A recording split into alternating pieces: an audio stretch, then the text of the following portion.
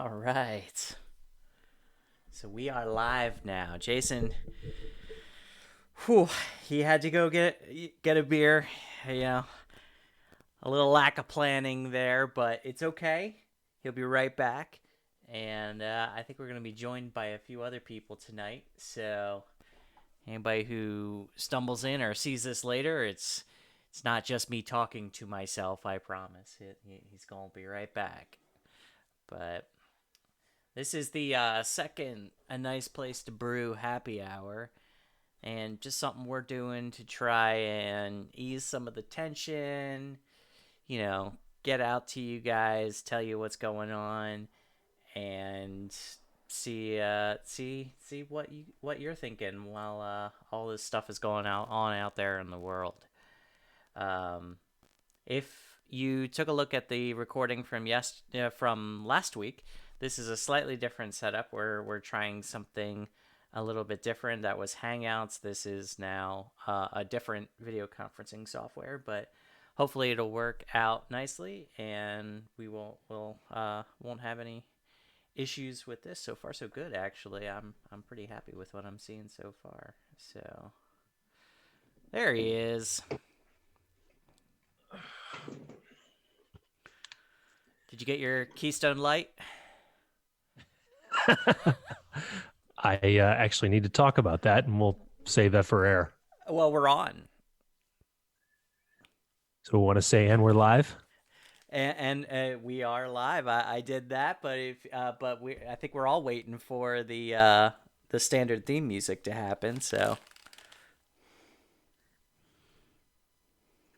Wait, you mean?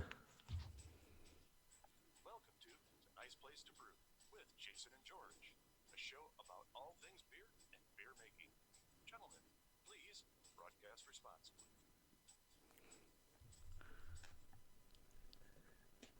You mean that? I do mean that. Yes. All right, there you are.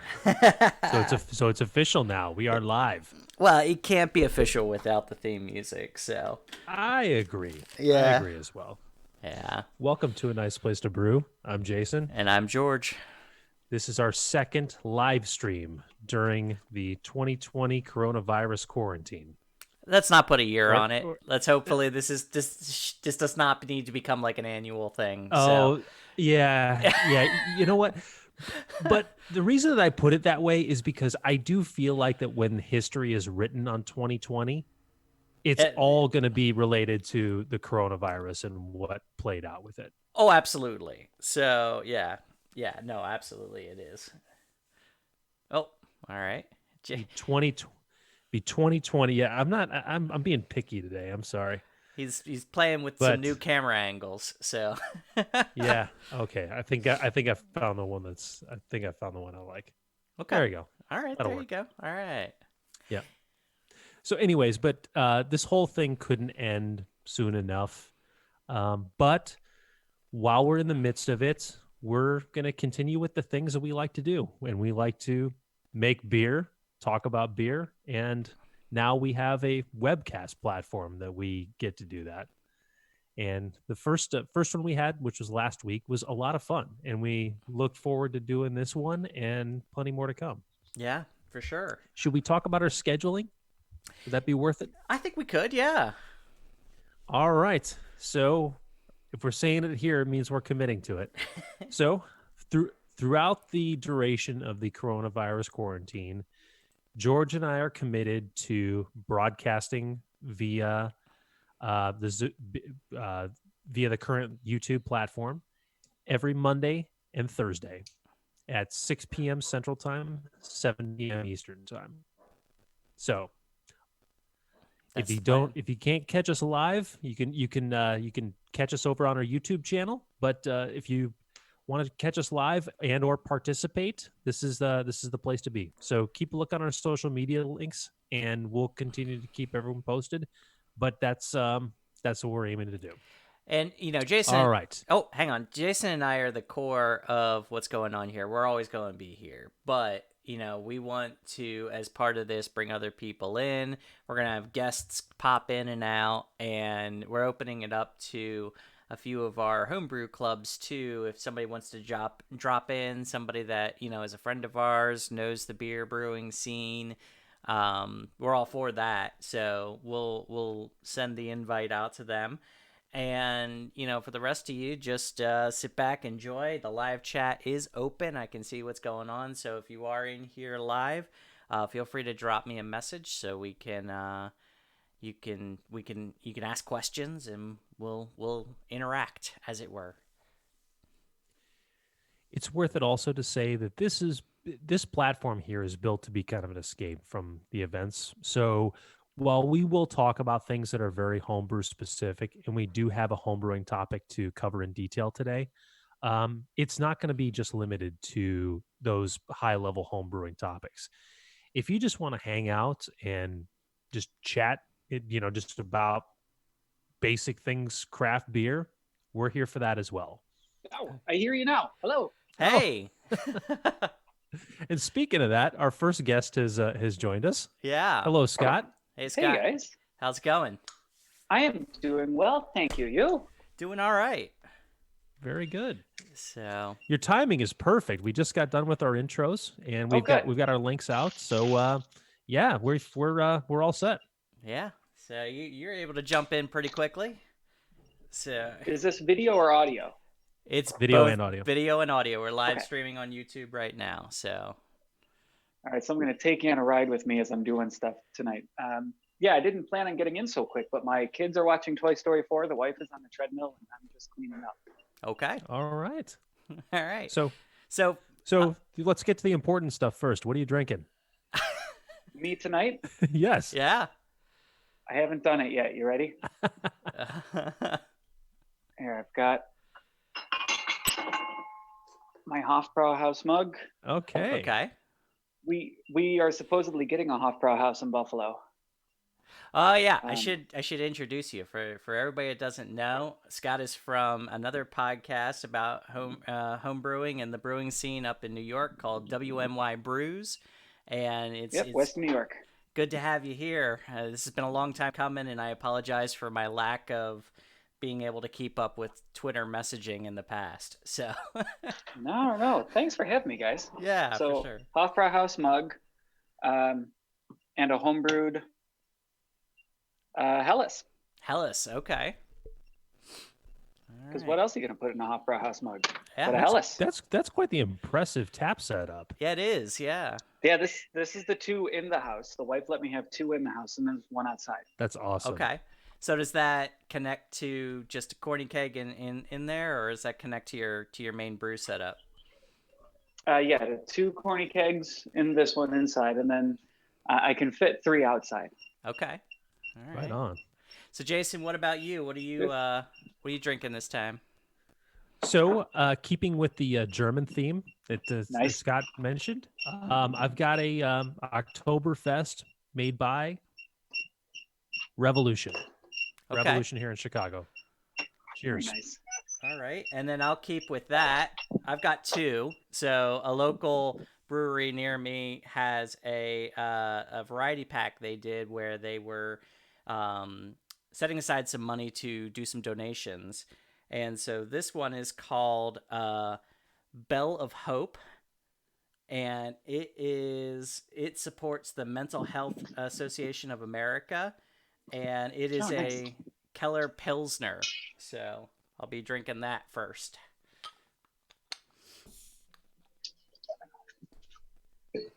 Ooh. Garage? Yeah, looks like we've all been there. Sorry. Oh, hold on. Could have showed. I'll show you the kegerator out here while I'm at it. Sure, Okay. sure. All right. There's the outdoor kegerator. Okay. Yeah, looks All like you right. got a couple in there. Tap on the side over there. Okay. Yep, got a couple of kegs down there. Got my extra CO2 tanks. Got my my corned beef corning. Okay. Do you have any intention of drilling some extra taps in there? Yeah. We can fit three kegs in there, and right now the situation is we'll just switch the posts Right. to whatever keg we want, at the moment, and the idea is to get 3, maybe 4 taps in there by the summer, Okay. Awesome. Yeah, Jason and I both went the. because that's what we can fit. Yeah, makes sense. Jason and I both went the deep chest freezer kegerator route.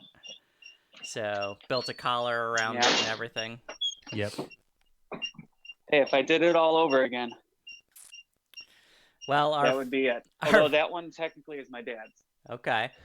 Our first one was a refrigerator from 1947 that we got from a brewer in Downers Grove. So that was the first kegerator fermenter, lagering device that we had. And that kept working through last summer. Yeah. So 70 plus years of good service. Yeah. Nice. They don't build them like that. There's a selling point for General Electric. Hats off to you. At least in 1947. Exactly. But yeah, George and I went with the same chest freezers for our projects, but we did it the same way. Wooden collar around the perimeter of it and drill the tap handles directly into that. Yeah. How many taps each? So I've got 4 in mine. I've got 3. So yeah. Yeah. I just remembered too. I did when I built my distributor, I did buy 5, so I had the 4 inputs for the taps, and then an extra one for a Blickman beer gun in the case you need a beautiful. bottle. Yeah. Yeah. Because I'm sure you have this same type of thing in New York, but when you submit to local competitions, there's always a bottle minimum that you have to meet. So that gives you a way to do that. Yeah. Awesome. Yeah. So tell us a little bit about WNY Brews.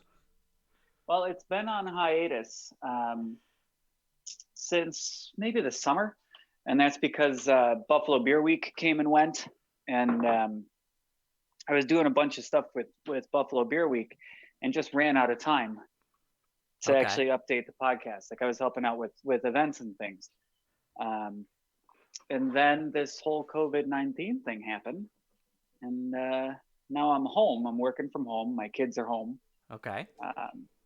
So I'm putting together a partnership with another local Buffalo group, and I'm reworking the website, and we're getting back up and going, hopefully sometime this week. Nice. Good deal. Yeah. But it's a homebrewing website. Okay. Sorry.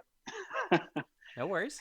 Yeah. So are you gonna change the name, or are you still going with the WMY Brews thing? Yeah. No, more of a partnership. Okay. Where one of the guys is a absolutely prolific writer and blogger, and I hate writing. I like talking. I'm a talker. So hopefully I want to leverage his written content, and I'm hoping he can leverage my video and audio content and build something bigger out of it. Okay. Well, we do ours. We try to do at least 1 or 2, usually about 2 episodes a month. So if you, we'll let you know when things are going on for real this time, and hopefully we're able to hook up and have you on for an episode as well. So. Yeah, that'd be great. Yeah. So, did you get any brewing done this weekend? This weekend, no. It's been all packaging, kegging, okay, carbonating, bottling. I bottled a batch of cider that we picked the apples, pressed the apples, and fermented it. So I bottled that. Tonight, I'm bottling a sizer and a mead. Okay. So they were all together. I did the cider, I did the mead, and then I did both of them together for the sizer. And I'm going to fortify that with probably rum, maybe vodka, probably rum. I'm going to fortify it with. Wow. So you can use like a spiced rum or a clear rum on that? I haven't decided. I'm thinking spiced. Yeah, I'm thinking that might be a good way to go. Right? Yeah. If I didn't run out of bourbon, it would have been bourbon. But I'm out. Again, COVID-19 happened, and I'm out of bourbon. So. Yeah. We'll do rum. It's funny you should mention that. I just got off a conference call about 2 hours ago, and one of the subjects that came out was just the how quickly the wine and spirits departments have just cleared out entirely in line Oh, with yeah. this whole COVID-19 thing. Yeah. I get it. I get it totally. If you're gonna be indoors for an extended amount of time, you're gonna want to have full shelves of wine and spirits for sure. Well, So. and beer brewing is one thing, but convincing the wife, I've tried, believe me, convincing the wife that you need a still in in the backyard is not an easy thing. Yeah. You're still working on it though, right? I'm working on it. I'll get there. Or maybe I'll be Earlier, I pointed. Go ahead. No, go ahead. I'm sorry. I was gonna say. Well, I pointed to my dad's house. He lives Yeah. behind me, Okay. and but he lives in my backyard. Right, there's a second house there, which is why that's his kegerator in the garage. Okay. But his birthday was 2 days ago, and when I said, "What do you want for your birthday?" and he said, "I want to start making some whiskey." Wow. So I think as soon as this blows over, I'm gonna talk the wife into it based on that. Well, that's what my dad wanted for his Right. birthday. Yeah. I mean, you're just a generous guy. I Yeah. got to do it for him. Right. For sure. Yeah. Yeah. No, It's illegal here. Is it? Yeah, not that I would, of course. I mean, we're all joking. This is just hypothetical, but Hey, I live in Virginia. We're all about bootleg spirits.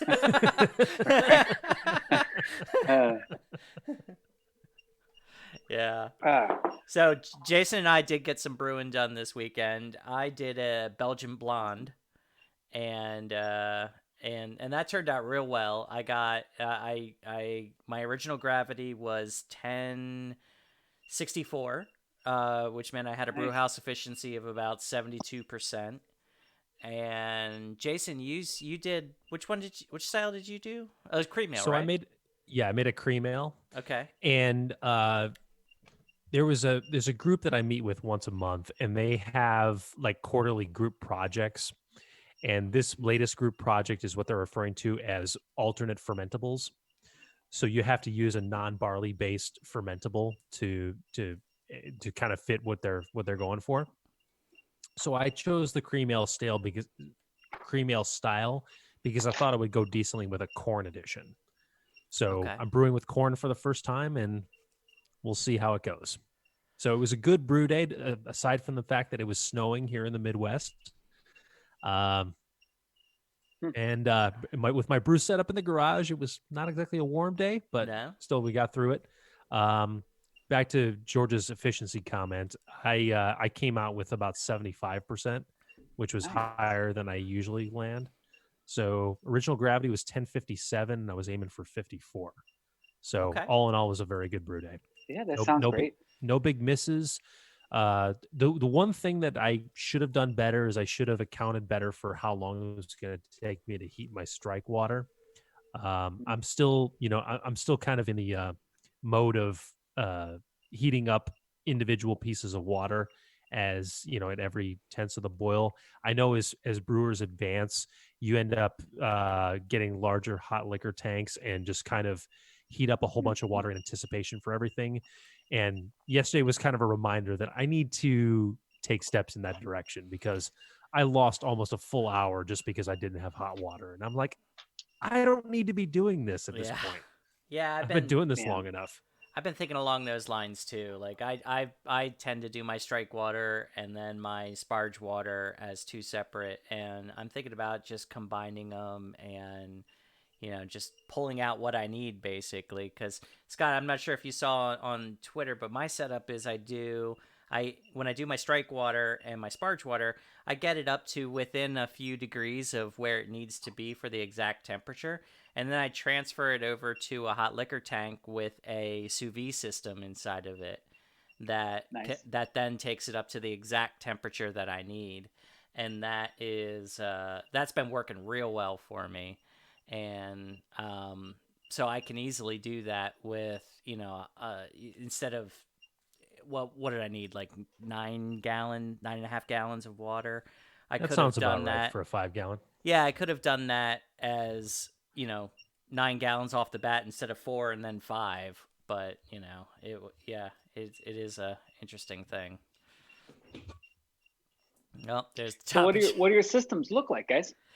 So mine is a propane-based system. I've got a Blickman Hellfire burner, and I Nice. use a 14 and a half gallon pot with a chugger pump, Uh, and but I do gravity feed for sparge. I've got a hot liquor tank. I've got a metal rack. I put the hot liquor tank on top, mash tun, and then put um, the boil kettle down on the ground and use a gravity feed for that. mm, Um, and mostly I do that because it's pretty easy to do at a 5 gallon scale, and with a pump I find it difficult to get the amount of water moving because I want a relatively slow sparge.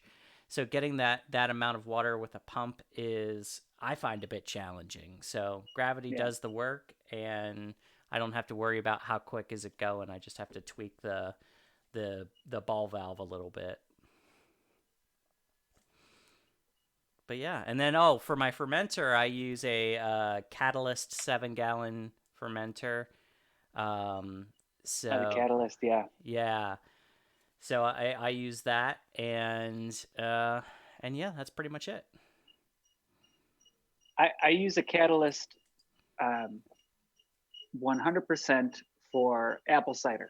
Okay, Uh, my Catalyst is my cider system right now. okay, I use the fast ferment for wine, the Catalyst for cider, and then I have some SS Brewtech brew buckets for my okay. beers. And that's the way I like it. Yeah, makes sense. Actually, I have a fast ferment conical myself, and I've been Yeah, considering using it for wine. How's that work I for think you? it's perfect for wine because of its size. Like Okay. the 23 liters is absolutely perfect, and it's got enough headspace. Um, the problem I have with the fast ferment is with hops. Like everything, all the words are pressed into it, and hops and true just gets in everywhere. So Yeah, cleaning that out is super tough. I'll tell you, that's why I got away from using that myself because I got tired of because the ball in some cases it would get so clogged up at the bottom of the funnel that liquid Hmm. couldn't get into the ball, and it just became such a pain. But I like the catalyst because it has the mason jar at the bottom Yeah, and it's a much bigger opening. So yeah, I would use the catalyst more often if it weren't for the brew buckets, okay, which is why I've relegated it to the cider.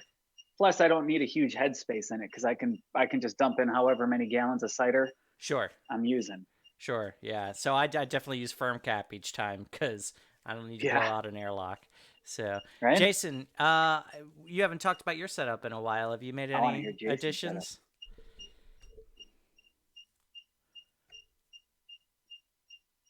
Jason, you there? All right, we'll stare at you.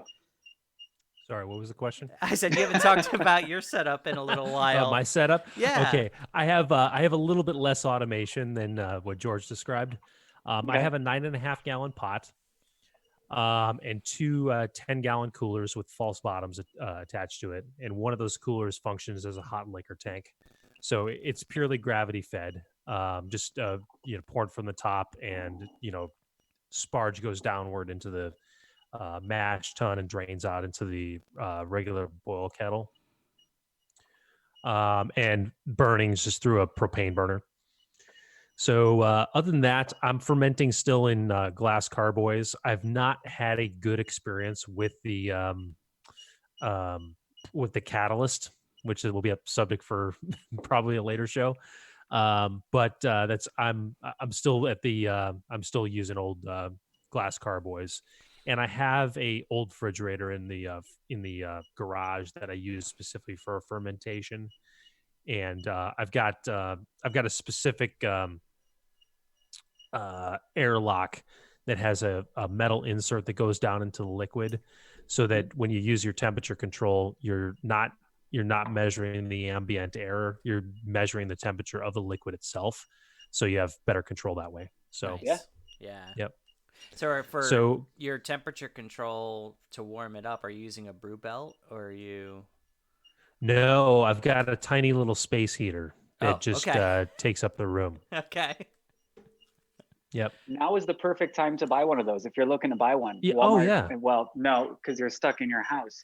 But right before this was the perfect time to go buy one because they're all on clearance. That's true. That's true. Yeah, because we're getting into springtime. Yeah. Yeah. So actually, Uh, so I was letting the catalyst kind of settle out because you want to do that so you can swap out some of the hops and everything from the. So I've got my starter that I'm letting settle here, and I'm gonna pitch that tonight, and that should take off and be good to go. I actually let that chill and decant, and now I'm just bringing it back up to temperature real quick. nice. Yeah. So hey Scott, What about you? Sorry. What about yours, Scott? Oh, I was on a gravity system. I was doing 10 gallons, hot liquor tank in a can't remember the name. I would think that it was a Coleman Oh, into like an igloo cooler. yeah, an igloo cooler. Thank you. Okay. Yeah, I was doing hot liquor tank, gravity fed into a. Oh man, I'm having trouble with words.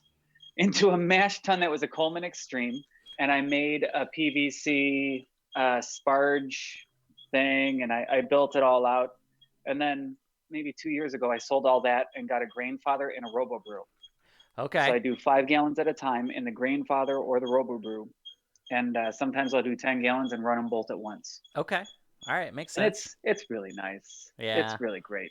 I can understand That's that. about as easy as home brewing gets when you're using one of those. That no, Is the movie over? as easy as it gets might be the Pico Brew system. Yeah, right. The Pico Brew is where it's at Yeah. for ease of use. Mm-hmm. Good point. That's a good Wait a point. minute, I no, like- screw that Pico Brew system. And in This comes Paul? Polly. Yeah. Hello, Paul. What's up, guys? What is up, Polly? What you guys doing? Doing all right. I just got the audio and I'm hearing this Pico Brew. I'm like, no, screw that. Yeah. Grandfather's. Well, Scott was saying that he has a Grainfather. So Polly is from our homebrew club out in Chicago. He's from the Joliet Brewers Awesome. Guild. And Scott, right next to you, Polly is has a podcast, homebrewing podcast up in New York called WNY Brews. So he's joining us tonight to talk about homebrew stuff. So we're just talking about Yeah, our Buffalo. different It's a It's a systems. Buffalo podcast. Oh yeah. Okay. Thank you for the introduction. Is it you got a black shirt? You just lifted your Stein? The Scott? Yeah. Yes, sir. Okay. Where? Uh-oh. Let me hold on. Polly froze. Oh, there I you see are. you, George. Yeah. Why do I? That. Oh, Why there do you I are. feel like? I see it. All right. You're Okay. Scott. Hi, Scott. Nice to meet you. Hey, you too. So yeah, We're all introducted. Sorry. Let's go back on the conversation. that's all right. Well, I'm done. I have two small mini fridges, beverage center fridges, Okay. and each one of them has an SS Brewtech brew bucket in it, Okay. and that's how I control it. Okay. All right. With my BrewBot, which connects to my phone, and then I'll put in my fermentation steps and run through it like that. So you don't actually want to do any work, right? You just want to. See, yeah. I borrowed a Grainfather 2 years ago. I borrowed one for maybe 3 months during the winter, Mm-hmm. and that I started brewing in 2012, so I was doing 6 years outside in my garage, and being in Buffalo, sometimes the water's frozen. Right. You guys understand? Yeah, Chicago, Absolutely. You know what I mean? Like, Yeah. Sure do. water's frozen. Just being out there in the snow sometimes. So I borrowed a Grainfather, And after using it for a winter and brewing indoors and just brewing like every weekend, like I'm done. This is it. I'm buying one of these. I'm going inside. Yeah, I get it. I really do. So when you got your grandfather, I've seen some debate. I think it's the grandfather. There's some debate as to whether or not to get a built-in pump on it, because there's two options, right, Yeah. for the grandfather. A couple of them have options. I think the grandfather always comes with a pump, Okay, so that but might the be mash and boil doesn't. And yeah. There's one that the main difference between it is whether or not it has a built-in pump, and there's some debate as to Yeah. whether or not that you should go with that. So I'm assuming you. I would absolutely go with the built-in pump. Yeah. 100%. All right. Oh yeah, because you're constantly recirculating. I mean, this, you can see my Hellas is like crystal clear. It's very clear. Yeah, that's very yes. clear. So I did lager it. I mean, I did traditional fermentation Okay. on this, and I did lager it for maybe 3 months. Oh, so you did a long lager. Um, Okay. Oh yeah. Yeah. No, I just based on I've been trying to lose weight, so I've been drinking a lot less, and I just never got around to this keg Okay. until now. All right. So let me ask you a question about the Hellas specifically. So did you use a decoction mashing method? No, No. Okay. nope. Okay. Have you ever Um, done that? I have used stepped mashes. Yes, I have used step mashes and decoction mashes before. Decoction I was using with the gravity system, Okay. and step mashes is what I've tried with the Grainfather and the RoboBrew, and I haven't noticed a difference. Okay. This same Hellas recipe in our local competition has gotten like 41 and 26. The same recipe, just based on that year, what something, who knows why, Mm-hmm. right? But the 41 and the 26, it's the same exact process every time. Just a single infusion mash. Single infusion. Okay. Yeah. Okay. Wow. Yep. Okay. And yeah, I've been working really hard lately to keep oxygen down on my German brews. Okay. So I'm keeping oxygen as far away from it as I possibly can at every point of it, except for oxygenating it right before pitching the yeast. Right. Aerating. Yeah, aerating it. Yeah, and this one's pretty good. I'm enjoying this. Nice. What I do for aeration, because I learned about that the hard way because I had a beer that didn't ferment properly, and Mhm. I showed my beer to a brewer at a local place nearby, and that was their one word of advice to me was do something to aerate your wort. So, and like you, I make wine also in addition to beer, and I use a degassing wand as part of the winemaking process, and that's a perfect thing for aerating wort as well. So all you got to do is just attach it to a drill, whip it around for a couple minutes, and you're done. Yeah. And it really made you a take- nice difference. Yeah. So, Paulie, I've never actually seen your system. What are you brewing on? Well, my home system's lately I've been brewing on the brew and grow system. Okay. What they had over there, the rig they had at brew and grow. Right. Were you around? Did you move away before we started brewing there again, giving away samples? I think before Probably. No, I've been brewing Yeah. on that, but what I have at home, I have coolers. I have like at home, I have 10-gallon coolers and a Bayou burner and all that. Okay. I've been doing a bunch of research on a new method that all these people in the Southern Hemisphere have been doing, that no chill method. I think I'm gonna start doing that at my house. So Right. Yeah. And actually, and Paulie is here on today's show to talk about that very thing, the no chill method, which I'm very interested in. yeah. So pretty much this is what all the home brewers are doing down in Australia and New Zealand. They're getting a special container, like a plastic container, but I think a keg would work for us. And then you sanitize that if you want, or by the time all that hot boiling work gets in there, your keg's already sanitized. As long as it's clean, you're cool. And then once it gets down to pitching temperature, you pitch it, you move it into a fermenter and pitch the yeast. And if you're worried about oxygen, you can always purge it with a little bit of CO2. Like right. in your cardboard, you can put a little bit of CO2 in there so you got that blanket as you're filling it up. Right. Okay, So so you just had a brew day this weekend where you try this for the first time, correct? I didn't have it yet. I have the ingredients. I haven't Okay. gotten going on it yet. Snow, Ah. this 5.5 inches up here kind of halted everything that I was thinking about doing. It But was no. unexpected. That's true. Yeah, exactly. Like yesterday, I look outside. I'm like, it's snowing, yeah. and I keep looking out. It keeps snowing, and then we had that JBG virtual meeting last night, and it kept snowing to like almost like all night. So I just woke up this morning, and I'm like, I'm not gonna go trudge through my garage and in the snow and set up my homebrew setup. Yeah, fair Although, enough. you know, so So to I'll just figure that out. So to just Go recap ahead. what this process is. So you go from your boil, you stop your boil, and you go directly from there either into a high temperature bucket or into a keg. And then you just allow it to Exactly. naturally chill from there until it gets down to Uh-huh. pitching temperature, and then you transfer it into a fermenter and pitch your yeast. Is that what I'm hearing? Exactly. Okay. Exactly.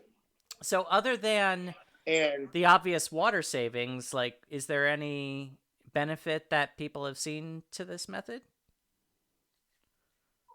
I guess this is it's just more of the people like me. Like at my house, my water pressure is so low. I cannot chill my beer at my house. That's why I brew a Broom Grow, to be honest with you. Okay. And well, Broom Grow is closed down now, so and I want to brew at home. But it's just nice because then I don't have to. That's a process I don't have to worry about, and people have to pay water bills. Like I was talking to Doug and Rachel last night on the virtual pub thing that we got going on for the guild, Right. and Doug and Rachel are intrigued about it. And we were even talking, and we're going to try and figure out a way to do a side by side and see maybe have a double brew day. One guy does no chill, one guy does exact same recipe. We're brewing together. The only difference is maybe a little bit of equipment, but all of us Right. here together, you can justify it same thing, and then we'll go from there. But the one thing I did learn is if you're gonna do like a hoppy beer, like an IPA, you have to adjust your hop schedule. And Okay. your bittering is like in the first, you gotta give it like 20, 30 minutes. So your bittering addition is like first 20 minutes in the boil. So you do it at 40 instead of 60. Oh, so you decrease the amount. Okay, because when you pour into the Well, keg, no, you'll decrease the amount, not the amount, just the time. right, the amount of time. That's what I meant. Instead, Yeah. Okay. So yes, is yes, that okay, because all right. when you put it into the keg, it still is pulling out some of those Exactly, okay. exactly. All right, that makes sense. Like there's actually like I've told Jason about. There's actually a really cool podcast about it that I listened to, and I learned a lot about it besides going on YouTube. And I actually the one like Jason, that video that you watched from the brew store in Yeah. Australia. Yeah. I've been in contact with them, and I've actually asked them questions about this process. Okay. So Okay. Okay. I mean, like we've been back and forth, and I guess I gotta really just do this, and then I'll send pictures. I'll get it together, and we can have another one about this because it would be fun. Absolutely. So, Paul, you and I have talked about this outside of the show, but I think it's worth mentioning here as well. The one concern that I would have with this type of method is the potential to infect your beer. Yeah. What makes you think that that's not what makes you think that there's certain things you can do to offset that and keep that from happening?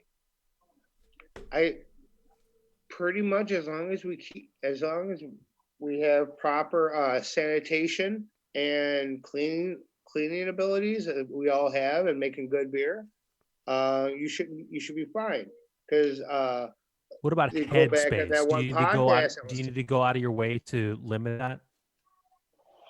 Well, I would say so. If you're gonna, I mean, not really. Yes and no. But you know me, all of us brewers, we are all clean freaks at one time. But I guess right now you just have to worry about your container because, like, I thought about putting it in a bucket, but then you have all the headspace for oxidation, like you put in a brew bucket. Right. And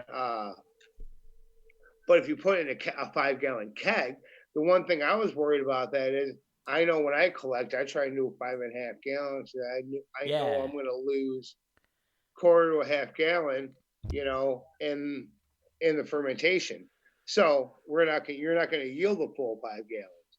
But Sure. they're using these things called cubes, and what they're like the video that I was talking about down, and what I've seen people do in Australia, when you fill it up, once you get everything you can get out of there from your boil, you just squeeze the thing and then you cap it.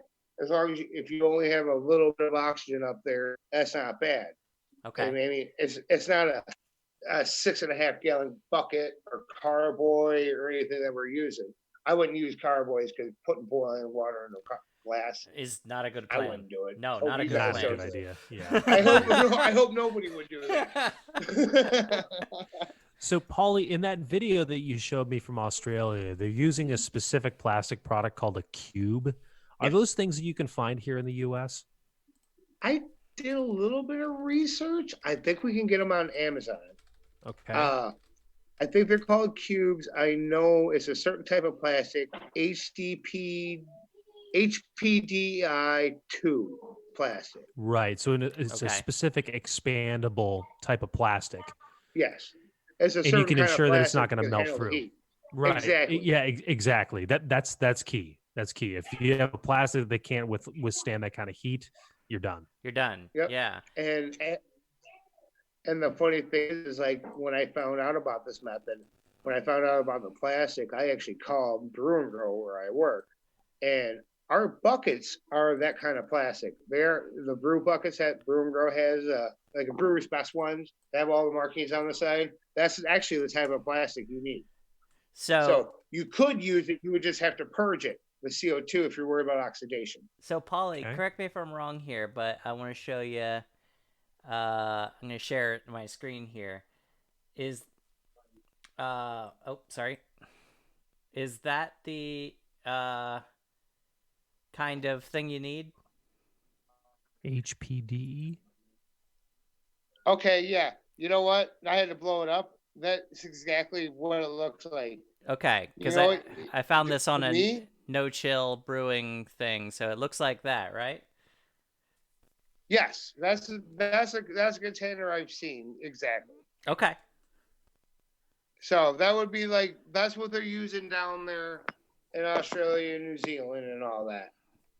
Interesting. And Those are the containers that they're using, and they're putting their boiling work into there, squeezing it out. And once it gets down to pitching temperature, move it in their fermenter, pitch the yeast, and go from there. Okay. one of the things that we learned from that podcast was Australia has very strict water conservation laws. So methods like this take on added importance because you can't Right. just waste a whole bunch of water cooling your beer like many people do here. So, by the way, I just muted you guys so you wouldn't hear me yell at Yeah, my so you dog. could yell at your dog. But I completely forgot that the live stream separate audio channel. So YouTube, you just heard me yell at my dog. But that's neither here nor there. So yeah, so I was thinking about the water conservation part, and you're right. Like they do have some pretty strict water conservation laws as to other places. Plus, it gets expensive just using water, especially if you're not on a well or something like I am. So what I've been helping out at a brewery near me recently, and what they do is when they're chilling their beer, their discharge water they're putting into their hot liquor tank for their next brew. So they're actually running it through the their plate chillers and then right into their hot liquor tank, and so they have that ready. Now they still end up. Sorry, go ahead. That's a great idea. If you've got pre-filtered water, that's a great idea to go through everything and then just reuse it. Sure. Yeah. Awesome. Yeah, and we around here we're all on wells, and they're really good. It's really good water coming out of the well. I sent mine off to Ward Labs and got an evaluation on it. But they also run it through a filter before they do anything with it. So they just run it through, and the discharge line goes right into there, and they end up, still dumping a little bit of water once the hot liquor tank fills, but they reuse most of it. Scott, where you at? Are you pulling water straight from Lake Erie? We have straight Lake Erie water. I'm a little guilty to say that I don't think about my water usage because we're right here on Lake Erie. Mm-hmm. Just like us in Chicago. Do you do chemical It's additions? good water. Depends on the beer. If it's something like an Irish red or a brown ale, our water is absolutely perfect for it. Okay. Pale beers, German beers, certain German beers, I'll go distilled. Okay. Pale ales and IPAs, I'll just add some gypsum. But otherwise, yeah, we've got some pretty clean water here. Yeah. On the Lake Michigan system, it's largely the same. Like I did have my water analyzed from a company in Nebraska that just came back with a report. The water out of Lake Michigan is pretty ideal for brewing. So I do a brew and water calculator for each of my recipes, but I can say that the mineral additions that I'm doing are pretty minimal in the scheme of things. Yeah. Can I throw out a plug here? Sure. On my westnewyorkbrews.com, wnybrews.com. I have local homebrewers send me their ward lab reports, and then I put it up searchable by your address. So if you type in your address, and if you're in Western New York, Buffalo area, it'll give you the closest water report to your address. Okay. The secret is that literally every single one of them is exactly the same because we're all on the same municipal Erie County water. Sure. Yeah. I actually put them up, but still, they're all the same. I'm due to get mine checked again. It's been about 2.5 years. It's just because we're on the well, it's good to check it every once in a while. But when I did it, as you can probably guess, being around like farmland, my nitrates were a little high, but everything else was really minimal. So I'm working with not exactly distilled or RO water, but really basic water. So I end up adding sometimes quite a bit of, gypsum, calcium chloride, baking soda, stuff like that to it to increase the salt content for my brews. Oh, looks like we lost Polly. We lost Polly. Yeah. He'll come back. Yeah, I'm sure he will. How big, George, the brew day that you had yesterday, how big were your chemical additions? So in total, I think I did between my... Okay. Yeah. So 2.5 grams being the total weight of all the minerals, or no, of each. Of each. Yeah. Of each. Oh my gosh. Yeah. Wow. Well, Yeah. you've seen my water report. It's like I've got like no minerals. I don't know in if my I ever water. did. Oh, well, I remember we've talked about it. I don't think I ever saw the report, and I don't think I've seen your brew and water calculators. Oh yeah, okay, yeah, no, I definitely. It would be night and day from what I'm doing. It would be. Trust me. For an IPA here in West New York, I'm adding about 15 grams of gypsum. Oh my gosh! Wow. Because it's a soft water. It's a soft Yeah. water, and that was directly from John Palmer. I had John Palmer on the podcast, and I sent him my water report and said, if we're making an IPA, what am I doing? And that was him saying that's 15 grams. Like, okay, that's a lot of gypsum. Yeah, no kidding. Holy crap. Yeah. For a 5-gallon batch. Sure. Yeah. So. All right. So the big question, the big controversy that sometimes comes up is which yeast lab do you like? Yeah, so I fall down typically on the Y yeast side of things. Jason, correct me if I'm wrong here, but I think you're more of a White Labs guy. No, you're Y yeast too. Y yeast too. All right, but so I'm more of a Y yeast. I'm trending towards Omega at the moment. I do like them. Yeah. Yeah. Yeah, we use them. I had a brief love affair with dry yeast, but I quickly I quickly Yeah, so there's a lab down in Richmond that once I'm able to get out into the world again, I really want to give them a chance. Is called RVA, and they Oh, we saw that before. They was like in every shop we went to. It's yeah bottling. yeah. So what style's Got my that? Quebec yeast or Quebec, Quebec. Okay. Quebec? the Icelandic Oh, the Icelandic yeast here. yeast. Yeah. Yeah, saved in my Aldi salsa con queso jar, which of course was cleaned and sterilized and Of all that. But course. Yeah. yeah, I've been using this for practically everything for the past 6 months. Okay. So And I grow a tiny little starter of it, and then I take a tablespoon of it and throw it in, and then I throw it back in here. huh. So you're a single yeast grower at this point? Like you just reuse a At single yeast? at the moment, I mean, Okay. I used this was a dry yeast. I think this was 23 Okay. for my lager, but everything since then has been this Quebec yeast. Okay. So, Wow. Polly, you're on mute for one, and number two, where do you come down on the yeast lab? Which one do you like? Oh, he's I have a sign He'll language. come around. yeah, you're muted, Paul. I don't know if you know that. Can you And- hear me now? Yeah, Yes. can hear you. Yeah.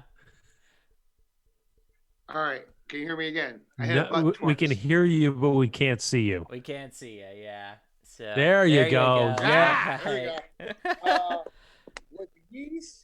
With yeast, I'm a Y yeast guy. Okay. I do love Omega because they're from Chicago. Sure. I just hope with everything going on, we can keep them going. Yeah. But but like maybe because I started working in the retail market of brewing and talking to people and stuff that me being the old school stubborn brewer that I've learned I was against. I'm turned around to like prime example. If I want if any recipe calls for like 01 or 1056, I'm gonna use 05 because no matter how old it is, as long as because it's got like a 3-year shelf life, you're still gonna get more yeast cells out of that than any 1056 or White Labs 001. Right. Uh, Yeah, I'll so tell- and you don't even gotta make a starter. I can just sprinkle that shit right on top of my work and shake it around and call it a It's true. day. I'll tell you, I to this day I still use USO5 as my bolstering yeast. If I need a little bit extra, or if my previous yeast quit on me early, I'll throw a little USO5 on Yeah. there to help finish it off. Yeah, exactly. Yeah. Yeah. Special. I mean, like specialty ones, it just depends on what I'm doing. Okay. But when it comes to like regular, I'm just a white yeast guy because that's what's available to me. Although I'm really intrigued by the imperial stuff. Anybody use any of that imperial yeast yet? No, I haven't. That's the canned stuff, isn't it? No, it comes in a smash pack. Actually, the Imperial Yeast Company, whatever, they have you can get the Bell's house yeast off of them, but you have to order from Bell's. But still, Imperial's made that, and they got like I've done a little bit of research on it. It's a lot of the same stuff from White Labs or Y Yeast or Omega, but they have a couple ones that are different that are fun to try with. Like when I one of my biggest thing is I'll do a 10-gallon batch and 5 gallons goes to one yeast and 5 gallons goes to the other yeast, and we're gonna do a side by side for a night Okay. to get the different characteristics out of it. So, when you guys have used Omega in the past, one of the things I've heard with Omega and with RVA is because there's so many cells inside there, they don't actually recommend that you do a starter along with it. Just direct pitch, let it warm up, direct pitch. And RVA Exactly. That has. makes sense. Yeah. So Yeah. is that your guys' experience as well? Yeah, I agree with that. Yeah, because I've done a starter one time and I wasn't as impressed as when I just directly pitched it in. Okay. Imagine you would So- stress out the yeast very quickly just because there's so many cells and they're going after the same sugar. Uh-huh. I used an omega yeast and a Hefeweizen, which is something where you're going to want to use less anyway. Right. And basically their answer, because I did talk to them about it, was we are putting in the right amount of yeast for a 5-gallon batch. I still underpitched the Hefeweizen because that's what I'm used to doing, underpitching. Yeah. But yeah, they're as long as you're getting a fresh yeast from Omega, they're putting in the right amount of yeast for a 5-gallon batch. Yeah. That's Exactly. That's what RVA says too. If you're getting it fresh, there's no need to do a starter. As it ages, I'm sure it makes sense to do it, but so. But Scott, that's you mentioned under pitching. What's kind of the rationale behind that? On a Hefeweizen, depending on the profile you're going for, but on a Hefeweizen, you want to underpitch a Y yeast or a White Labs. And like I said, I even underpitched an Omega to kind of stress it out right at the beginning and get the banana flavors out of there. Yeah, I've heard that too. Yeah, Jason, you stress it out and it gets more of those. It releases more of those esters. Then Okay. Yeah. Okay, you that want. makes sense. So he's gonna make us. Is that homemade bread? Oh yeah, what's going on here? Oh, it is. It is homemade bread. I was gonna cut myself a slice. Like we're not quarantined, but we're in the house a lot, so we're making Sure. bread. Sure. I was just thinking, I'm washing my hands so much that I have a crack here in the skin because it's dry. Yeah, I hear you on that. Is this about to become a bread Go makers wash your hands, podcast? hand sanitizer. Is George, you make bread too, It's all don't the you? same. I do. I use a bread machine and I make bread. But if my father-in-law got me a sourdough book that I want to try making that. Oh, nice. So, more yeast, more fermenting. So, okay. So I told you I had This a is second my one. my Miracle Blade. Okay. Oh, wow, that's a heck of a My knife. Chef Tony Miracle Blade from the infomercials from 1999. Okay. Hey, it's held up for you apparently. Yeah. Yeah. Yeah. Oh yeah. No, Will it's the same Miracle Blade I've been using for 20 years. Will it cut through a tin can? Oh yeah, tin can, a shoe, a tomato, of course. All right. So I told you I had two of them for tonight. Both are ones for charities. This one's called Homeward Hound, and it supports the Best Friends Save 'Em All pet charity. So Nice. I had to grab that. I'll drink to that. Yeah, why not, right? Right? Come on, cheers. So, yeah. Yeah, so this is Or let's get even more official. This is a social distancing cheers. That's there you right. go. Yeah. This is more than social distancing in Chicago and Virginia. And now in New York. In New York, And yeah. that's right, in Buffalo. We need I always like to specify Buffalo because New York feels like New York City, and Buffalo is literally a 7-hour drive. it's the difference And between it's as different as it gets. and Yeah, Scott, exactly. you'll understand this one. It's the difference between I'm from Pennsylvania and I'm from Philadelphia. Yeah. Oh yeah. Yeah.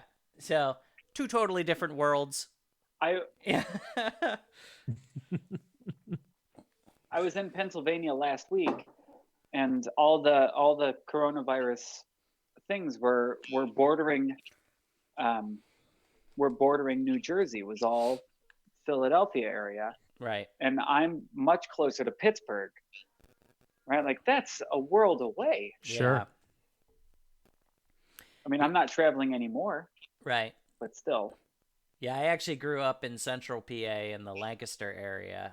So we're All right. in the middle of the state. So We also have a Lancaster.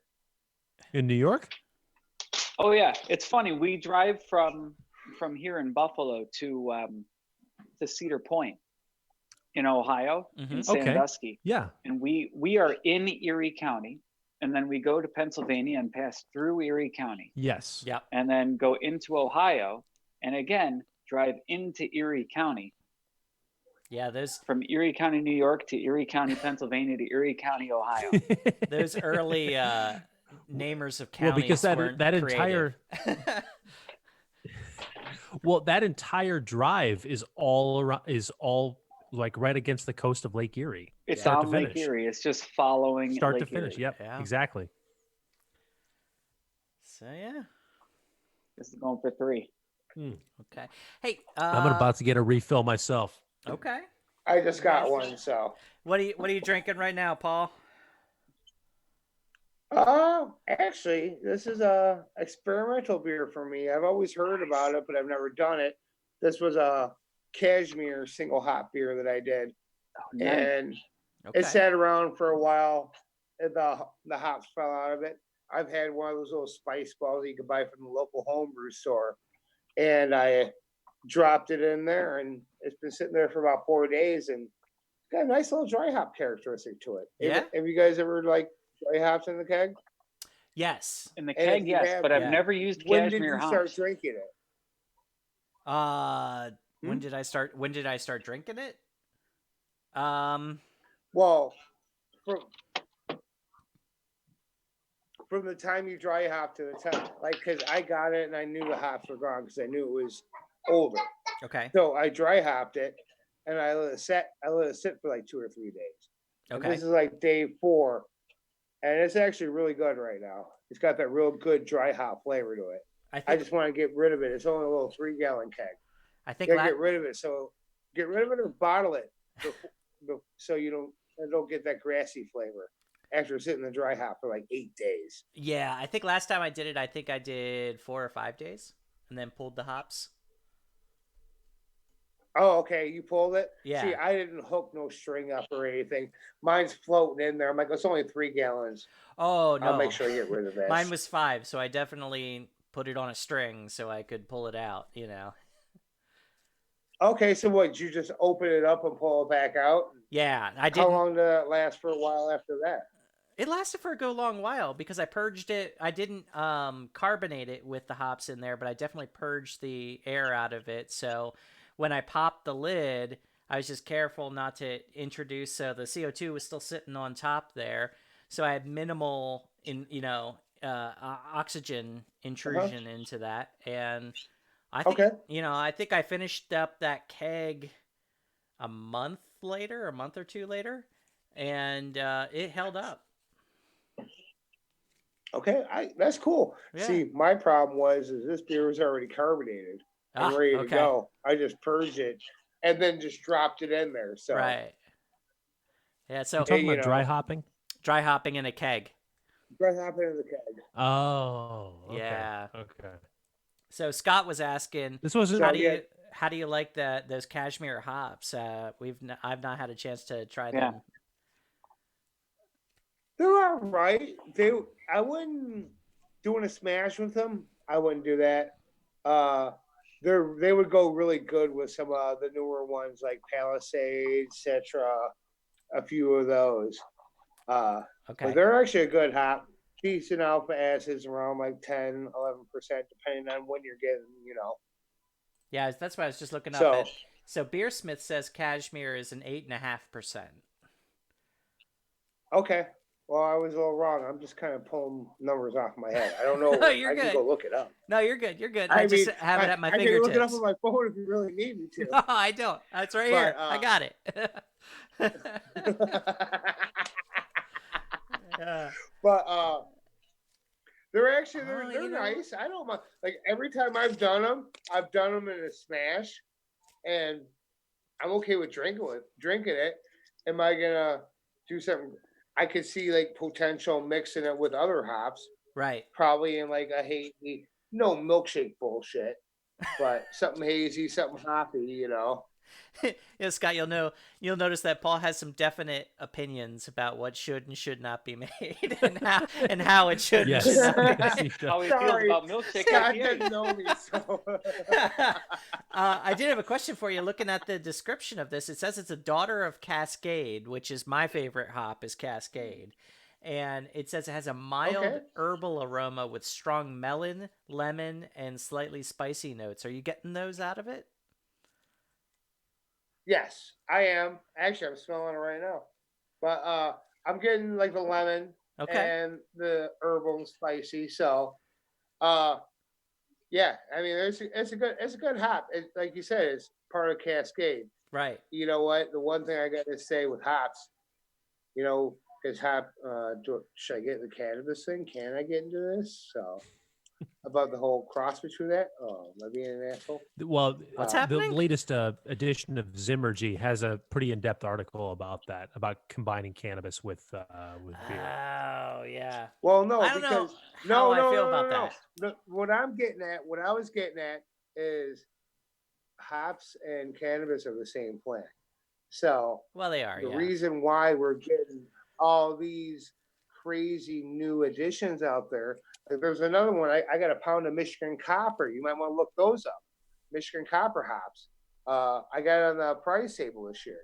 And the only thing I was going to say about that, I was trying not to start anything, but thank you, cannabis growers, because got all these different strains, hybrids, blah blah blah. It's going to pass into the hop world. Yeah. My brother-in-law I is, agree. It already has. my brother-in-law's in the cannabis industry out in Colorado, and they're all about like hybrids Okay. and strains and everything. And yeah, Yeah. I've talked to him about it. I am nowhere near knowledgeable enough to know how to do any of that stuff. I've got good weather and soil around here, so I do want to grow some rhizomes this year. But as far as that splicing Okay. and getting them together, I have no idea how you would do that. What are you thinking about growing down there? I mean, you're like, where you at in Tennessee or Virginia. Virginia. Virginia? Okay, I knew Yeah. you were down in the southeast. I thought it was Tennessee. I'm sorry about that. No, you're good. But okay, Yeah. So no. I'm actually kind of curious to see what. So I'm kind of curious to see what would go on down there. yeah. So the good news is my favorite hop, Cascade, will work well in this climate. So I was definitely thinking Okay. about doing that, and maybe like just so I can have because my big thing when I get the whole leaf stuff is I like to dry hop with that. But Okay. the for bittering and things, I prefer pellet stuff. But I was thinking about trying to do a whole leaf with a Citra as well. So grow Cascade and Citra. Use the Cascade for bittering. I mean, the Citra for bittering and Cascade for flavor hops. And Can you get Okay. Citra? can I I get? was gonna say, could you get Citra rhizomes? Hook a brother up if you could do that. Yeah, right? I that's- don't think you can get a Citra rhizome yet. Maybe you can. I don't know. No, because Citra is one of those proprietary. Is it okay? Nobody's gonna get that rhizome. Never mind Yeah. then. Forget I said it. We I have mean- Cascade, I mean- Centennial, and Columbus at the house. Do you? Okay. Yeah. You can Yeah. get a bunch, but you can't get Citra. I don't even think you can get mosaic rhizomes yet. Nope. Okay, I didn't look into that. I knew I could get Cascade, but I just kind of I wanted a bittering hop as well, but and I've had some luck with Citra, so but if you can't get it, you can't get it. So unless I go No, as far as I know, you cannot get that rhizome. So okay. if you can, let me know because I'll I grow it will. out in my house just cause. All right, fair enough. All right. Well, if we can But change you- the subject just slightly, Sure. because while we're on the topic of hops, I do have one thing I want to cover.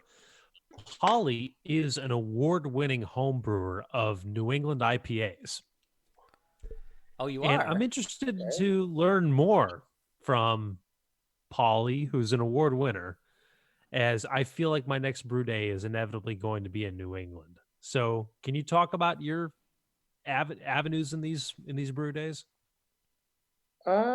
Sure. I mean, my recipe, I use a lot of oats. I use a lot of flake stuff. So that's what Something's creates that the you haze, right? exactly, Okay. and it's all about your hop additions. Like it goes against me being an old school brewer, learning it at a professional brewery how to brew beer. My first edition is 15 to go in the boil. What the heck's going on here? Uh, but then it's all whirlpool, what they call first krausen when the yeast starts getting going, you throw an ounce of hops in there.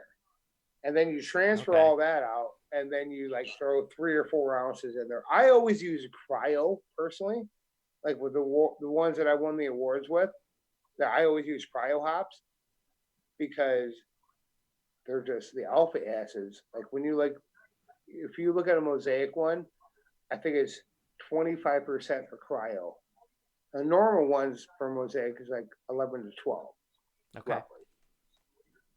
So, And it's just end of it and dry hop. I would suggest the first krausen when you are fermenting, when it's like high, they call it high krausen. When you're like going good, you dump about an ounce or two. Wait, into what? that. it's during Yeah. the primary. I've heard that too. Yeah, when you start getting the yeast going, you dump it in. Yeah, they call it high krausen. Yeah. So, Yeah, guys, you totally I dump an ounce or two. I did want to You've done acknowledge this in Polly's truck? That's Is that? And I've always kind of scoffed at it, and it just sounds ludicrous to me. yeah. Although dry hopping is not entirely that different No, it's because not. you're throwing hops into a fermenter. It's not all that different, but Yeah, still. I would just wonder if the Oh, acids, that introduction of fresh acids, would affect the yeast at all, but maybe not. So I did want to acknowledge And create here, off flavors. Let's not true. forget that. We did get a question. Somebody was commenting on our conversation about marijuana and beer and hops and things. And one of the things they said was buzzes are different though. A beer buzz versus a wine buzz versus a whiskey buzz. Do you ever think you could develop a crossover beer with a marijuana like buzz to it? So like a cerebral high, buzz to it. I don't know if it works like that. Well, You know somebody out there is unofficially, working on this. There's Yeah. no question about it. Yeah. unofficially, I've heard of people doing this in the beer world. Okay. Because keep in mind, I'm a big fan of the Great Taste of the Midwest. Sure. So I heard one time at one of the pre-parties, somebody came in with a CBD, one of those kind of beers. I don't even remember the name of the brewery, so I'm not gonna get anybody in trouble. That's But okay. they did this. Hypothetically. And after talking to everybody, it was kind of funny. And actually, last year on Easter weekend, I was down in St. Louis on 420 going to see String Cheese. And we like hit Side Project and Second Shift and Shafley and a bunch of breweries. And Shafley actually had a CBD beer that they were giving free samples of. So it's not out of the question. No, that's true. Well, the CBD Do I typically know about it? No. CBD typically doesn't give you any kind of a buzz at all. It just is No. so it'd be No, more you're about getting all the flavor medical than you're anything. getting all the medical processes off of it. Yeah. So one of the things I'll tell you what that kind of turns me off from the whole idea is one of my least favorite beers in the world because of the taste that it comes out with is Sweetwater 420. Cannot stand it in the slightest. And their whole thing is it's got that kind of marijuana-esque flavors into it, and if that's what it is, I have no desire. So thoughts? Okay, I can see your argument on that, but have you ever tried the G13 from them? No. They had a G13, which G13 is actually a strain of marijuana. Okay. And like it was a beer. I don't know what they did with it, but like I was at Tribes Ale House over here in the Chicagoland area, and like I got one just for S&Gs, and I take that, you as a beer geek, you take that, you look at it, you take your first sniff, and like, this stank like good weed. And it kind of tasted like it a little bit though too. I, you know, and It was Sweetwater G13. I mean, okay, the first beer I've ever had that ever actually in my over 20 years of drinking beer and dabbling every now and then. It was the closest thing I've ever had. right. G13. G13. Huh. G13, Okay. yeah. I don't know. There's going to be a lot more of this. It's think so. inevitable. I mean, Yeah. because I know, right? I mean, states are coming along to the idea that marijuana is not the way that it's been portrayed in decades past. So the worlds are going to converge. It's inevitable. I will say this. I just hope when it does eventually, like the U.S. government finally gives up the ghost and says, fine, whatever, fuck it, just smoke marijuana. It's cool. We'll tax it. As soon as that, I just hope when they do that, it doesn't become the next IPA craze. And like everybody, that's all they have is, George, really? Really, George? You don't really? Do you that's really gonna think happen? that's not going to happen? Oh, I know it's going to happen, and I'm going to The be, entire... it's just going to drive me crazy. I know. Yeah, I get that. But There's honestly, a buy to one, Polly's get one. point, Go ahead, Scott. Sorry, there's a buy one get one locally that is hemp beer that is absolutely horrendous. Yeah. Okay. I've never had marijuana. I've never done it, so I don't know. But the hemp beer that we have, that is buy one get one. It's a 4-pack. People are like, here, try this. It's got hemp in it. I try it. I'm like, yeah, no. Yeah. I mean, I think I know the one you're talking about. Man. I've tried that one. That might be. be. Back in the 90s, there was a brewery that did a hempen ale, and they used hemp seeds. Okay. And this is like late 90s, 97, 90. I don't even know the name of the brewery. I'm sure one of you guys on your computer can Google it and find it for me. But I had that, because I'm one of those hippie nomad people. I follow the Grateful Dead and Fish, and I remember having that in New York and Vermont and Maine. Okay. So I just think it's funny with these hemp beers. Like when he chimed in, I'm like, I think it's funny that I've already tried it. Yeah, you probably have. Probably have. I'll tell you. I'll look it up. I'll try to find it for you. I learned a long time ago that there's certain flavors that just don't belong in beer, and I learned that when I tried somebody's, and Jason, you'll remember this, tried somebody's Malort. I know exactly what you're going to say. Malort infused beer. Yep. Malort, by the way, not a flavor that belongs in anything, even Malort, but especially not in beer. Have you ever? Okay, so you've not spent any time. You don't know what that is. You are a lucky man. You're missing the worst liqueur that's ever been made. He's missing out. No, this guy's missing out. I love Malort. So. You do? Like, you actually like Have Malort? you had the barrel-aged Malort? The barrel-aged Malort's kind of good. That Malort, oh my God. Are we really going to talk about this? Barrel-aged Malort. Somebody took a barrel. Barrel-aged Malort now. Oh, okay. So, Malort, Scott, since you don't know, the best way I can think to describe it is like fermented lemongrass. It's got some form of wormwood in it, and it's this liqueur based out of Chicago. It's an anise. Huh? Oh, anise. Yeah, star anise. Yeah, anise. Yeah. Anise. It That's is. That's where you get all the fucking black licorice flavor from. I know, right? I've learned to love it, George. Sorry, I had to go look it up just now. That's why I went to my computer. Okay. And you said star anise, and I jumped right back like, ooh, like a Jingles. No. Santa's favorite cookie. You've never had a flavor like this. I can guarantee that. Yeah. We gotta set up an exchange, because I will send you guys something from Buffalo. I need a Malort from Chicago. You want one? I'll make that happen for you. Yeah, we'll make that happen. We have to set this up. We can make that happen. Yeah. I would love. I would love to see your response on. I'm gonna send you an orange chocolate. Orange chocolate. Okay. Orange Deal. chocolate? Deal. Orange chocolate and sponge candy are Buffalo things. Okay. Deal. Yeah. Are these liqueurs? No, these are candies. Orange chocolate and sponge candy are both Buffalo So the orange flavors. Okay. the orange chocolate, is that like a chocolate orange, like it's actually shaped like an orange and comes apart in slices? And it is a chocolate flavored like orange. Right. Yes. Yeah, okay. It is an orange flavored chocolate. Yeah, I'm familiar with that. Yeah. Oh, it's pretty good. It is pretty good.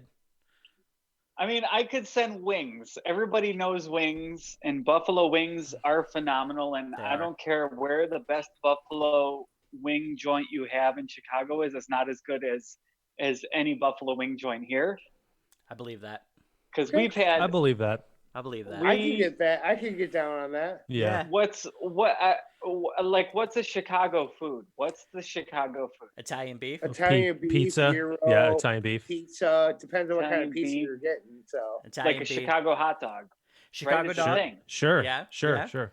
Chicago dog. Yeah. No, Chicago Italian dog, beef. exactly. Italian beef is shaved thin beef that they cook Yeah. in a jus, and then stick it on a hoagie roll with peppers, sweet and hot peppers and onions, and feed it to you. That sounds amazing. It yeah, is amazing. It is pretty amazing. It is. There's actually a company.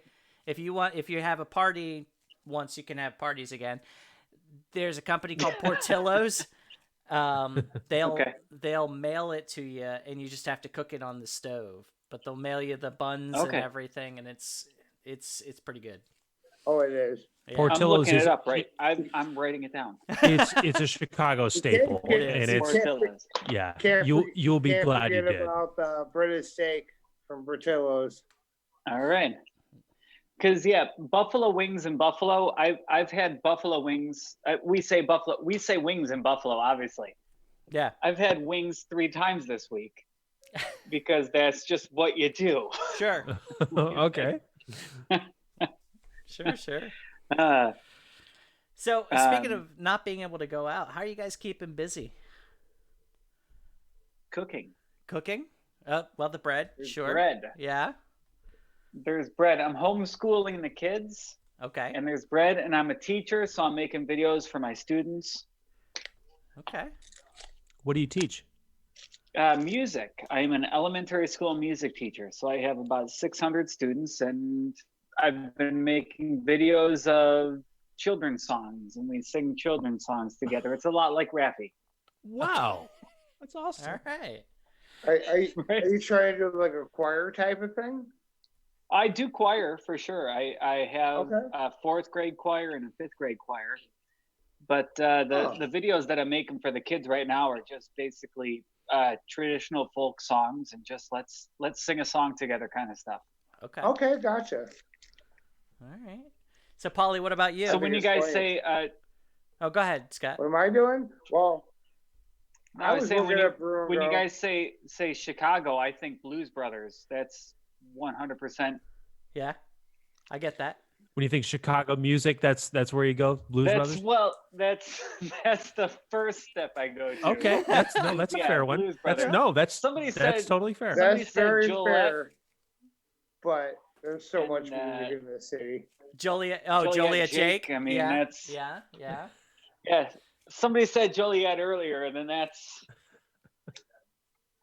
So that's hey, where I had to go. Obviously, somebody the same guy that asked this question before has also asked, I'm not much of a drinker. The only beer I can really tolerate is Guinness. Any suggestions for Not much of a alternatives? drinker. I know, right? Any suggestions for alternatives I can try? Something dark. So, Jason, I feel like this is your wheelhouse. Okay. All right. So if you want something comparable to Guinness, which would fit in the dry stout category, of course, I would suggest. Let me think about this. outside of like the Murphys, which is of course Yeah. Right. I think they're Yeah. thinking more craft beer styles, things like Right. that. Maybe just keep it at that. I would look out for something on a menu that calls out to a dry stout category, Yeah. and that's gonna mesh really closely with what you'd expect out of a Guinness. And Guinness, of course, is one of my early craft beer loves as well. So that definitely has a place for me. I do like the stronger beers now. That's just kind of where my taste buds have gone to. Um, the stouts, porters, and Scotch ales. Scotch ales, George, of course, is one of my go-to styles. That's kind of where my taste buds have gone towards.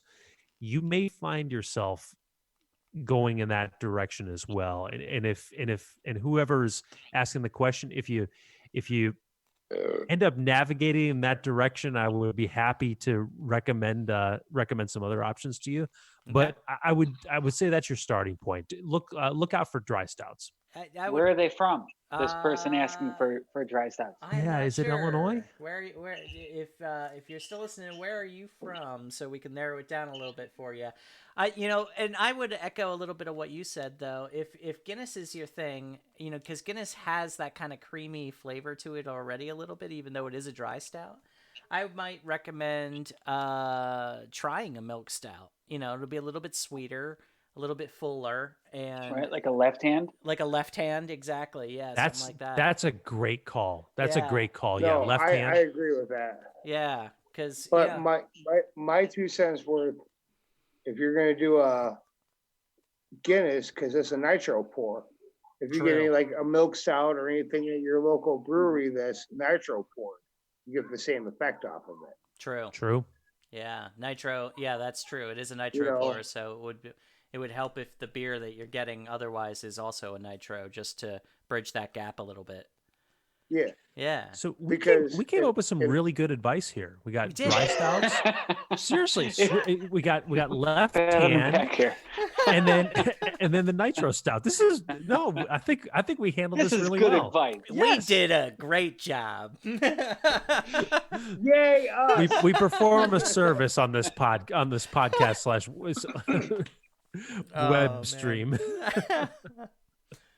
Yeah. Illinois. Hey, The person is from Illinois. okay, All right. Yeah. okay, all What- right. Illinois is a big state, north or south? What part? I think probably Because the then northern I might part. be able to help them out with the brewery. I think it looks like the northern part. It's like near the Chicagoland area. Michigan. That More Illinois? Where? Chicagoland. I'm trying to Paul. do Illinois. You're trying to like do here's Michigan, and then Right. here's Illinois. Northern Illinois. I don't know. I haven't been up there much. I mean, the only breweries I know up there are like Mundelein. You got what is the name of it? They Well, do all hell. this dead beers. You know who's really good in without knowing a greater proximity, but towards the northern suburbs, there's a brewery called Microphone that's in Elk Grove Village, Illinois. It's Yeah. awesome. Yeah, I've heard good things out of that. No, I like microphone. Yeah. Last time we were out there and we talked about it on a podcast, this is going a completely different direction, but I gotta say, I'm still right now surprised at the quality and variety and flavors that we got out of that lager one that we went to. What was that called? Kinslager? Yes. Oh, I'm glad you brought that up. Out of Yeah. Oak Park, Illinois. Out of Oak Park. Yeah. That is It's yeah. Now, Scott, I think you're a lager fan. So this is a lager specific brewery, and I am a lager fan. I'm a German lager fan. Just because I like the clean. I mean, I really love IPAs. So about every other keg I do at the house is an IPA, but then every other beer is a Helles or a Hefeweizen. well, this place that George has just mentioned, Kinslager, it's all lagers, no ales, and it doesn't stick to the specific German style beers like the Helles. Although you're going to have varieties like that on their menu, but they don't shy away from high alcohol versions of those beers. What was that one, George, that you had that was the red flavor that was like 9%? Is that the Illinois Common? Yes. Yeah. Yes. That's the Illinois one. Common. I've never heard of an Illinois Common. I'm Yeah. gonna look it up. Yeah. So it's And that was the one that had that was mashed with the Red X, right? Was that the one? It had Red X in it, which is the first time we Okay. encountered Red X. And Exactly. and I believe they called it an Illinois Common because if I remember correctly, the hops were all from Illinois or something like that. Okay. Yeah, Okay. but I remember it being real good. Yeah.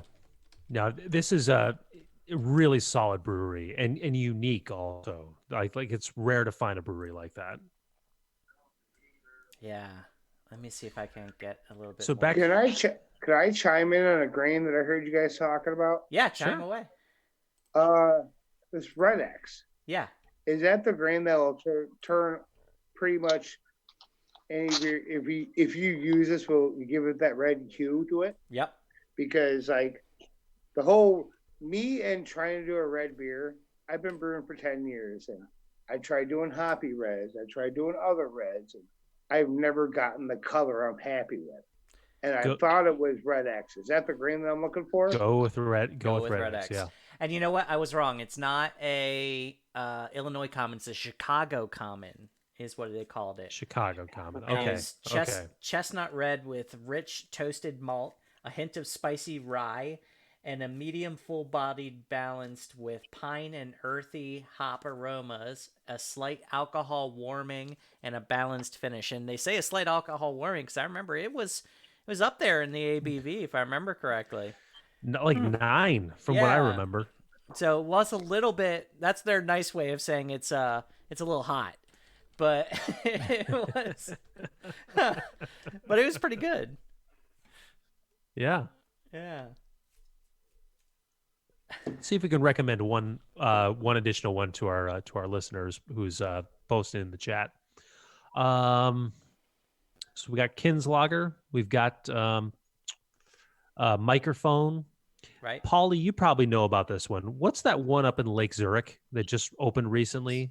The guy from Ram just went over to there. From Oh, I know Ram? what you're talking Like about. I can't George think of his Michael? name. Yeah. George I'd Michael's have to dad. look it up. Wait. Okay. I would have Jason. to look it up. Jason, what's Ram?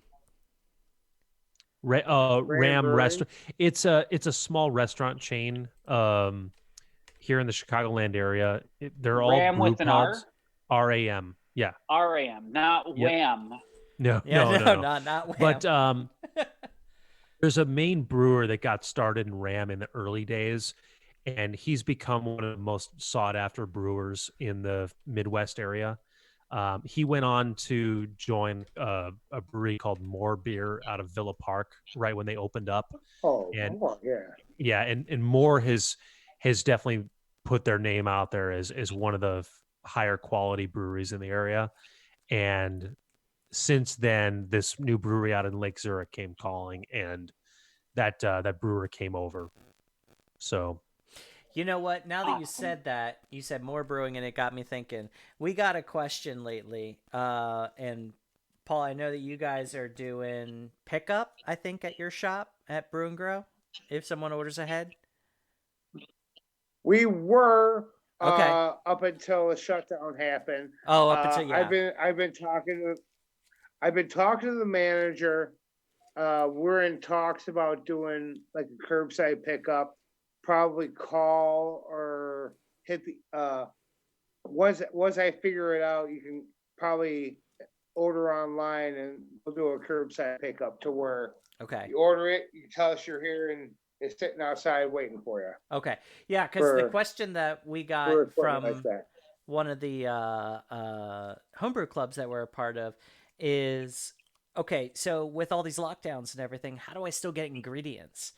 And and that's a good question. And given where I am and the fact that the closest really good homebrew shop to me is about an hour and a half away, I became a mail order homebrewer a while back. And I'll tell you, I've had a lot of really good luck with ordering from More Beer and they can still get things to you pretty quick. Like it's not. It used to be like overnight or 2 day. It took like 3, but to get to me, just because of Yeah. everything that's going on. But it's still, if you do a little pre-planning, you can order in your ingredients, so you can still brew on the weekends and everything. So Correct. yeah, And from Broom Girl where I work, I've been in talks with the manager. Uh, it's looking like we're in the process of working that out. So all the local home brewers can go over there and get that. Maybe just call the store or look online. okay, So, I mean, everything's kind of crazy right now. So we're trying to figure it out.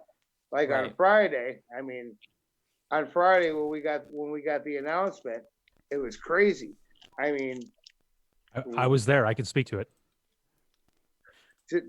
I, I'm not trying to bring anything into this, but I've never had the busiest day ever in my life at Broom though. Like we sold like almost a week's worth of equipment that day, and ingredients and indoor garden stuff. Holy crap! Wow. Yeah, Jason, I could tell you in person, but I'm not gonna do it like because it's social. Okay. Well, I want to take you up on that because I want to know more about that. You actually you saw who was going. I'm like, hey, Jason, and I'm running around. The Yeah, store, Paulie's you know? catching phone calls. I got customers behind me. Yeah, he was he was not prepared for small talk at that point. So Yeah, I took yeah. my I would have cue loved to and I talk to you, left. but I'm like, no, I gotta Yeah. get these people out. Actually, the last hour it got so bad. The last hour, Mike's like, don't answer the phone anymore. I'm like, No, I all right. totally get that. Yeah. Totally. Hey guys, we have another Scott, question. are you a mail order home brewer as well? No, I have 2 homebrew shops within a half an hour of me, maybe 3 homebrew shops within a half an hour of me. Oh, nice. So if I can, I am local. I support my local homebrew shop. If I'm gonna go online, I will go to More Beer. That's my one of choice. But we have homebrew shops within half an hour of me that are still open for curbside pickup, That's awesome. and I will go to them as often as possible. Like I got my grandfather from the local homebrew shop. Oh, you did? Excellent. Okay. Yeah. No, I'm on board with that as well because I mean the Yeah. homebrew shops that we have here in the Chicagoland area are all relatively locally owned, so I support that as well. Polly, Brew and Grow is a small chain, but they're only what, like 6-7 total locations. Is that No, right? we're down to 3 now. We It's had 7 at 3, one okay. time. Okay. Okay. All We had 7 Illinois, at one right? time. Yeah. And then we downgraded to a year or 2 ago, and now the only locations left are Bolingbrook, Kedzie, and northwest suburbs. Well, Roselle. Roselle. Okay. and I do have Yeah, to. those are the only 3 left. I do have to say I agree with you guys. Like, when I do get, because the homebrew shop is down by my in-laws, so if we're gonna be down there and I know I'm gonna do a brew, I will wait and stop in there, and they always remember who I am and the stuff I bought there in the past. I'm only there like 3-4 times a year, so I mean that is a testament to how these, what these homebrew shops do and everything. So I definitely try to support them where I can, but they're, for me, being so far away, a lot of times just mail order, get the stuff in, and that works out the best. We did get another Sure. question. It said, "Hey guys, Okay. I know very little about craft beer, but I'm a fan of crappy mass market watered down beer. What is a craft beer I can order that's a good way to begin with experimenting with more craft beer?" This is like the quintessential That's a question. good question. That's a great question. I love it. So Sweet. they're drinking Miller Lite and old style and stuff like that. Probably, yeah. That's the best something way like I that. could look at it. Yeah. The one suggestion, depending on where they're at, I'd go to Will County and get the BRD. They're that light lager than BRD. that Will Okay. County has. Beer Radio Drink is what it's called. That's a really good light lager. Workforce. Oh, what's it called? Workforce has a light lager too. I can't think of the name off the top of my head. Old Pile. Workforce Old Pile. Okay. So that's another one. I mean, I'm just thinking like southwest suburbs. So So they Let said me, that they Let me specify. make a suggestion. Okay. What do you got there? So sticking with the Oktoberfest lager from- theme, yeah. Oktoberfest is a type of beer that many different breweries make throughout the autumn time. You can usually find different varieties throughout the year. I think it's a great flavor, and if you're drinking like light lagers or pilsners or things like that, this is the type of beer that may be a leap into other craft styles. Yeah.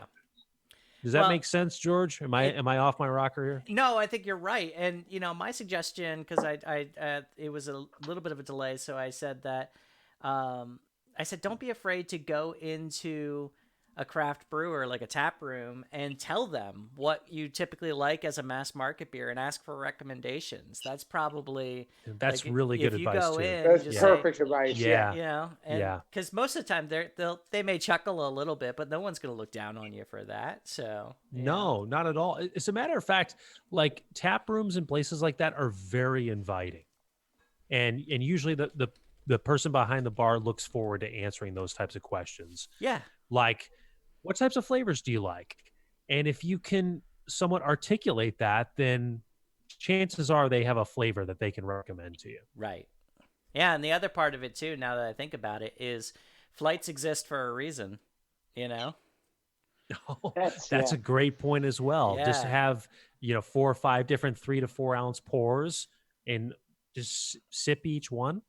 Yeah, if you find you just don't And if like you find one you like, yeah, Exactly. yeah. order a glass. And if you don't like any of the 5, then just take At least you tried. your bill and Take your tab and go. and exit. Yeah, exactly. So gateway beers. What did you guys have for gateway beers? Because I had when I was transitioning from macro to micro, Mhm. it was Magic Hat number Okay. 9. Yeah.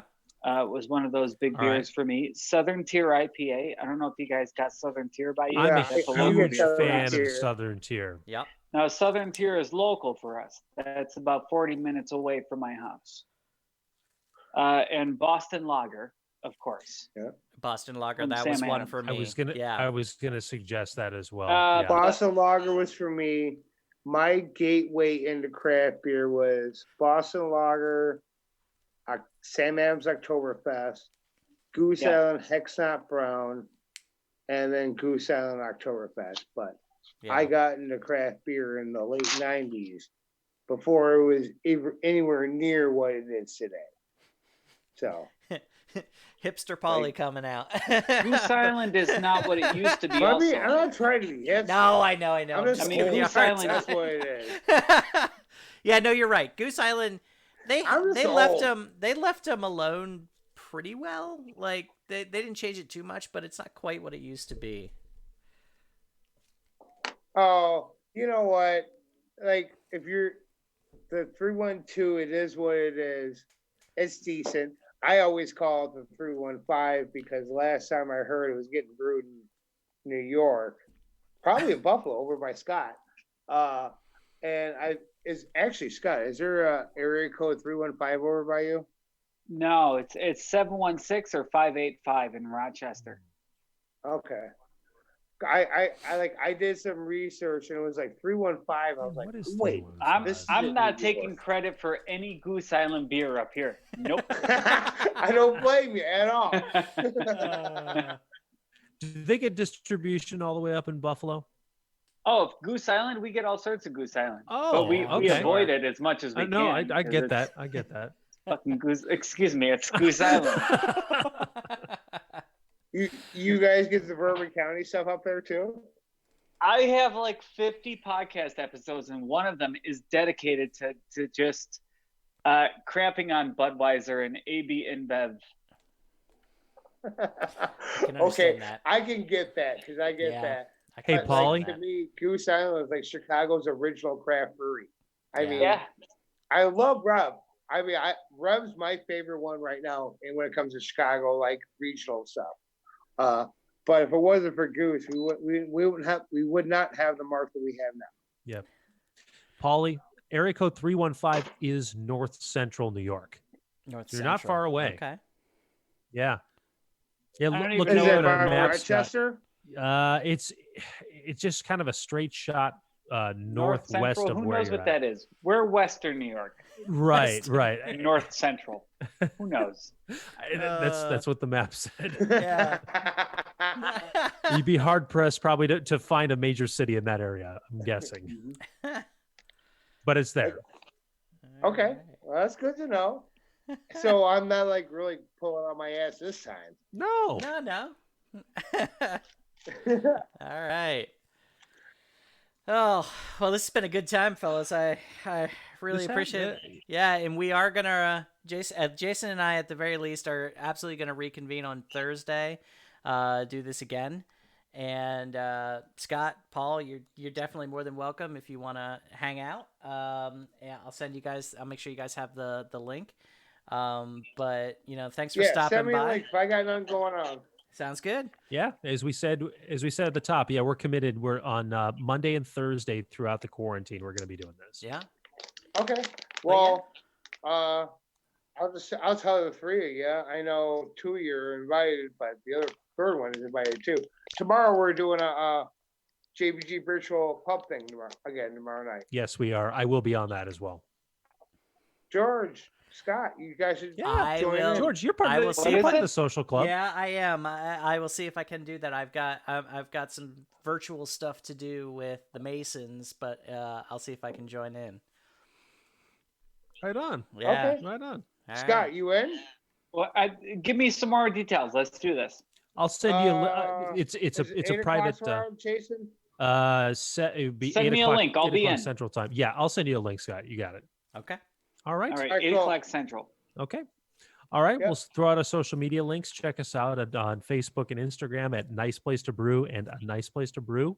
And check out our YouTube channel. And if you're hearing this, then I'm guessing you know what that is. So A Nice Place to Brew. And as we said before, we're going to be doing this every Monday and Thursday. And we have a podcast over on the major podcast platforms at A Nice Place to Brew. Check us out. We have 40 plus episodes and much more to come. Yeah. Thank you very much for joining us. And we sign off every show in this way. So we got 4 people to do this. This will be the biggest send off we've ever done. So you raise a glass. George, I got Paulie? it. I have an empty glass, guys. I do Hold on. too. Give me. Hold on.